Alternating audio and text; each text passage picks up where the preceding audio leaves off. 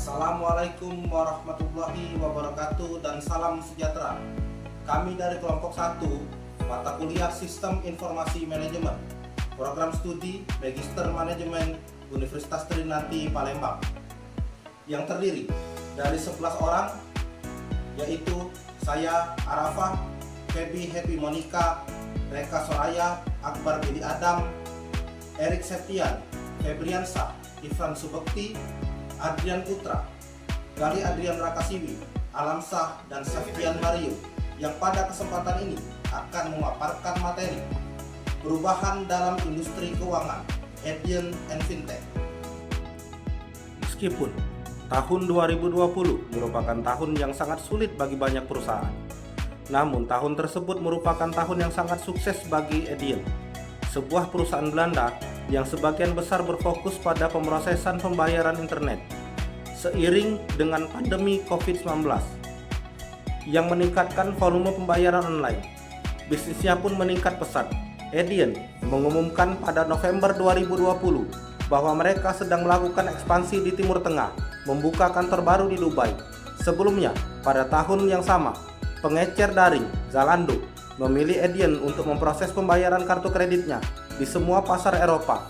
Raffles Hotel Singapura memilih Edian sebagai penyedia pembayaran pilihannya untuk menawarkan pengalaman pembayaran digital yang lancar dan lebih berpusat pada pelanggan di semua titik kontak hotel.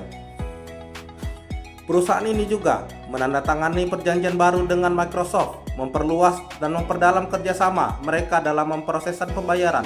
Ini hanyalah beberapa dari serangkaian keberhasilan terbaru bagi Edian. Pada tahun 2018, raksasa internet Amerika eBay mengumumkan bahwa Edian akan menjadi pembayaran utama eBay.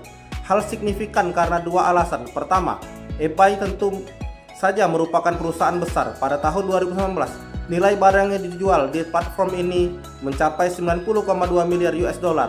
Bagi Edian, ini berarti peningkatan bisnis yang sangat besar. Kedua, mungkin yang lebih penting, eBay merupakan preferensi kepada Edian daripada PayPal, yang sering menjadi pilihan pertama perusahaan online. Bagi startup seperti Edian, untuk mengalahkan pemimpin besar seperti PayPal adalah hal luar biasa. Sebagai hasil dari semua keberhasilan ini, Edian telah menjadi bintang bursa saham Amsterdam selama beberapa tahun. Pada tahun 2018, Edian memiliki penawaran umum perdana atau IPO yang sangat sukses dan sahamnya yang dihargai 240 euro. Hampir 2 kali lipat harganya selama hari perdagangan pertama. Sejak itu, harga saham Edian terus meningkat, mencapai lebih dari 740 euro pada akhir tahun 2019. Kemudian, krisis virus corona meletus dan semakin banyak orang mulai berbelanja online dan melakukan pembayaran melalui Edian.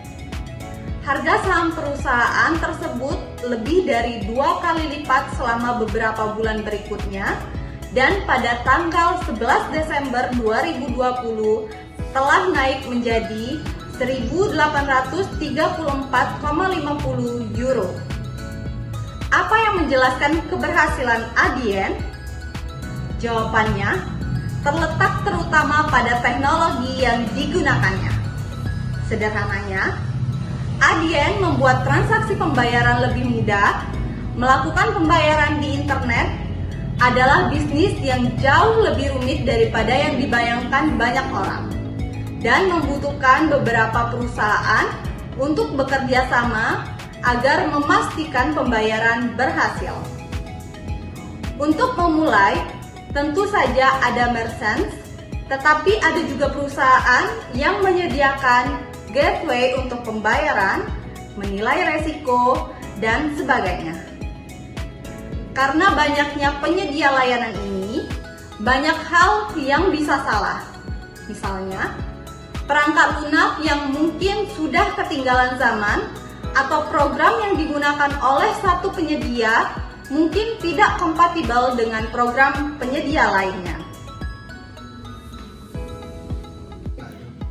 Menurut Forrester, sebuah riset pasar yang berfokus pada teknologi informasi, sekitar 10% dari semua pembayaran gagal karena alasan teknis.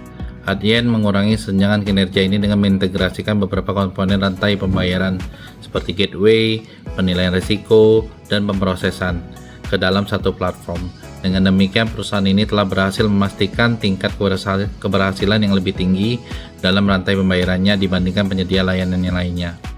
Keuntungan kedua, Adyen adalah platform pembayarannya terhubung ke sebagian besar sistem pembayaran yang digunakan di dunia. Sistem pembayaran dapat sangat berbeda dari satu negara ke negara lain. Di Belanda misalnya, sebagian besar pembayaran online dilakukan melalui sistem e-ideal yang menghubungkan pembayaran dengan rekening giro. Di negara lain, sebagian besar pembayaran dilakukan melalui kartu debit ataupun kartu kredit seperti Visa atau Mastercard. Ketika menyangkut memproses pembayaran, beragamnya metode ini mempersulit masalah secara luar biasa karena proses pembayaran perlu memiliki beberapa platform. Namun, Adyen memiliki satu platform terintegrasi yang dapat terhubung dengan sebagian besar metode pembayaran yang digunakan di seluruh dunia. Hal ini tentu saja merupakan pilihan yang menarik bagi merchant atau perusahaan online yang menjual barang mereka di seluruh dunia. Ketika eBay memutuskan untuk bekerja dengan Adyen, mereka memberikan dua alasan untuk keputusannya. Adyen memproses pembayaran dengan lebih murah dan memberikan lebih banyak kontrol kepada merchant yang menggunakan platform tersebut. Adyen adalah contoh yang baik dari sebuah perusahaan yang bekerja di bidang fintech atau teknologi keuangan. Perusahaan yang menggunakan teknologi untuk memfasilitasi transaksi keuangan telah sangat sukses selama dekade terakhir. Didirikan pada tahun 2006, Adyen relatif tua untuk sebuah perusahaan fintech, tetapi telah tumbuh secara luar biasa. Pada tahun 2019, ia memiliki volume yang diproses sebesar 240 miliar euro. Meskipun kasus Adyen luar biasa, namun hal ini jelas tidak unik. Perusahaan lain telah menggunakan teknologi untuk menemukan ceruk baru di dunia pembayaran internasional. Perusahaan TransferWise yang didirikan di Estonia, tetapi sekarang sebagian besar beroperasi dari Inggris Raya, adalah contoh lain. Perusahaan ini memfasilitasi transfer uang dari negara A ke negara B sambil menghindari konvensi mata uang. Awalnya, bank-bank tradisional kesulitan bersaing dengan perusahaan seperti Adyen. Merupakan bagian dari DNA perusahaan fintech untuk mengembangkan dan berfokus pada sistem informasi dan mutakhir. Bank-bank tradisional sangat berbeda. Mereka cenderung menghargai kontak langsung dan fisik dengan pelanggan dan seringkali memiliki cabang di berbagai negara yang beroperasi secara lebih atau kurang independen. Staf teknologi informasi mereka seringkali memiliki peran pendukung dan bukan seperti dalam kasus Adyen, peran yang memimpin bank-bank tradisional menggunakan sistem teknologi informasi untuk memfasilitasi operasi bisnis, bukan untuk bersaing dengan penyedia keuangan lainnya. Sistem teknologi informasi mereka biasanya berada di tingkat nasional dan dapat berbeda dari satu negara ke negara lain. Inti dari Adyen adalah platform teknisnya dan staf teknologi informasi bekerja terus-menerus untuk membuatnya lebih mudah dan lebih mudah lagi untuk digunakan. Data yang diterima pada platform ini dianalisis dan digunakan untuk meningkatkan dan memperbaruinya. Data yang didapatkan Adyen bersifat global. Platform ini memproses pembayaran dari seluruh dunia dan sangat beragam, dari transaksi pembayaran di internet hingga transaksi yang dilakukan di toko fisik. Kekayaan data ini memastikan bahwa Adyen memiliki peluang yang lebih untuk menganalisis pasar transaksi pembayaran dan perkembangan dibandingkan bank-bank tradisional. Fintech adalah contoh yang baik dari apa yang disebut ekonomi sebagai penghancuran kreatif. Istilah ini yang awalnya diciptakan oleh ekonomi Austria, Joseph Schumpeter, menggambarkan pengaruh teknologi terhadap perekonomian. Menurut teorinya, teknologi baru pasti menghasilkan pemenang dan yang kalah. Salah satu contoh yang terkenal dari gangguan adalah Spinning Jenny, sebuah perangkat yang ditemukan di Inggris pada abad ke-18. Spinning Jenny ini membuat produksi kain lebih efisien, lebih murah, dan yang terpenting mengurangi jumlah pekerja yang dibutuhkan dalam industri tekstil. Selama 30 tahun terakhir, internet telah memberikan efek yang sama, beberapa pekerjaan telah menghilang dan yang lainnya telah muncul. Contoh yang baik adalah agen perjalanan. 40 tahun yang lalu ada agen perjalanan di setiap jalan utama, tetapi sekarang sebagian besar perjalanan dipesan secara online. Demikian pula hotel tradisional harus bersaing dengan situs seperti Airbnb. Maksudnya? Penghancuran kreatif datang dalam gelombang, dan industri perbankan kini berada di garis depan perubahan karena munculnya perusahaan vintage. Adyen telah menggabungkan banyak tahap rantai pembayaran dan perusahaan tradisional yang dulu menyediakan. Misalnya, penilaian risiko kini harus membuat modal bisnis mereka lebih efisien atau menghadapi kemungkinan yang sangat nyata untuk gulung tikar. Perusahaan Jerman N26 juga merupakan contoh yang baik tentang bagaimana vintage mengubah industri perbankan. Perusahaan ini menyediakan layanan pembayaran seperti halnya bank normal, tetapi tidak memiliki lokasi fisik di mana agen pelanggan memberikan saran kepada pelanggan. Semuanya dilakukan secara online. Pada tahun 2020, N26 memiliki lebih dari 5 juta pelanggan di 25 pasar. Salah satu pendirinya, Maximilian Tayental, menyatakan bahwa bank-bank tradisional tidak menganggap N26 serius ketika perusahaan tersebut diluncurkan. Perusahaan fintech yang membuat perbankan online jauh lebih mudah telah memiliki dampak yang besar dalam kehadiran fisik bank di banyak negara.